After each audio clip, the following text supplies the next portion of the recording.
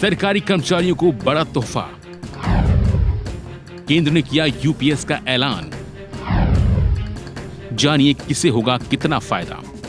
केंद्र सरकार ने कर्मचारियों के लिए एक नई पेंशन योजना को पेश किया है, जो नेशनल पेंशन स्कीम के तहत ही समानांतर है। इस योजना को 1 अप्रैल 2025 यानी वित्त वर्ष 2026 से लागू किया जाएगा। केंद्र सरकार ने सरकारी कर्मचारियों को एक निश्चित पेंशन देने के लिए इस योजना की घोषणा की है। यूनिफाइड पेंशन योजना यानी यूपीएस के तहत सरकारी कर्मचारियों को एक निश्चित पेंशन दिया जाएगा। अगर कर्मचारी की मौत हो जाती है तो फैमिली पेंशन यानी अश्योर्ड फैमिली पेंशन का प्रावधान भी है। इसके अलावा मिनिमम एश्योर्ड पेंशन भी दिया जाएगा।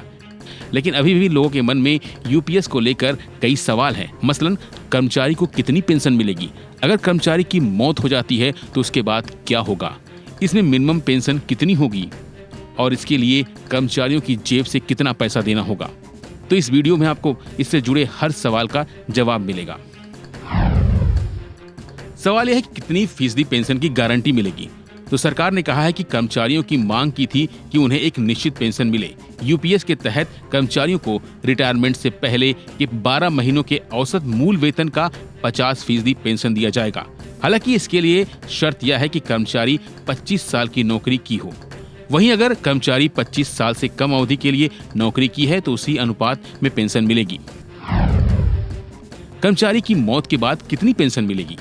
अगर नौकरी करते हुए किसी कर्मचारी की मौत होती है तो उसके परिवार यानी पत्नी को 60% पेंशन के रूप में मिलेगी।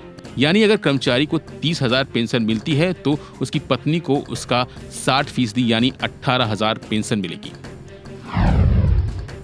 किसी कर्मचारी को कम से कम कितनी पेंशन मिलेगी? अगर कोई व्यक्ति कम से कम 10 साल की नौकरी करता है तो उसे 10,000 रुपए प्रति महीने पेंशन दिया जाएगा। यह मूल वेतन का अनुपातिक नियम लागू नहीं होगा। अब सवाल है कि इस पेंशन को लेने के लिए कर्मचारी को अपनी जेब से कितना देना होगा, यानी कितना पैसा कटेगा। तो यूपीएस में भी एनपीएस की तरह ही कर्मचारियों को अपनी सैलरी का 10% अंशदान करना होगा।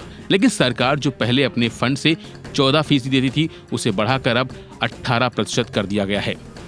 यूनिफाइड पेंशन स्कीम के तहत लगभग 23 लाख कर्मचारियों को लाभ मिलेगा। अगर राज्य सरकारें इस स्कीम को लागू करती हैं तो भी इसका लाभ दिया जाएगा। यूनिफाइड पेंशन योजना या यूपीएस को सरकारी कर्मचारियों को निश्चित पेंशन और फैमिली पेंशन गारंटी देकर बेहतर वित्तीय सुरक्षा पेश करने के लिए तैयार किया गया है। इसके अलावा जैसे जैसे महंगाई बढ़ेगी वैसे वैसे ही इस योजना में पेंशन में बढ़ोतरी का भी प्रावधान है। इस दौरान कर्मचारियों को यूपीएस या फिर एनपीएस दोनों योजनाओं में से एक को चुनना होगा। यानी कर्मचारी यूपीएस और एनपीएस में किसी एक का चुनाव कर सकते हैं। अगर आपने यूपीएस का विकल्प एक बार चुन लिया तो कभी भी एनपीएस नहीं चुन पाएंगे। वहीं अगर आपने एनपीएस का विकल्प चुन लिया तो कभी भी यूपीएस का ऑप्शन नहीं सेलेक्ट कर पाएंगे।